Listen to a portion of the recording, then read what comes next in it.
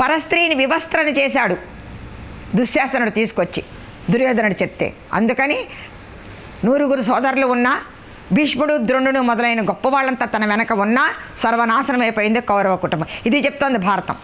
ఈ నీతి ఎవరు తెలుసుకోకుండా నువ్వు అర్జునుడు చాలా దుర్మార్గుడు, కర్ణుడు చాలా గొప్పవాడు, భీముడు చాలా దుర్మార్గుడు, కీచకుడు చాలా గొప్పవాడు అని సినిమాలు తీస్తే ఈ ప్రభావం యూత్ మీద ఎలా పడుతుంది?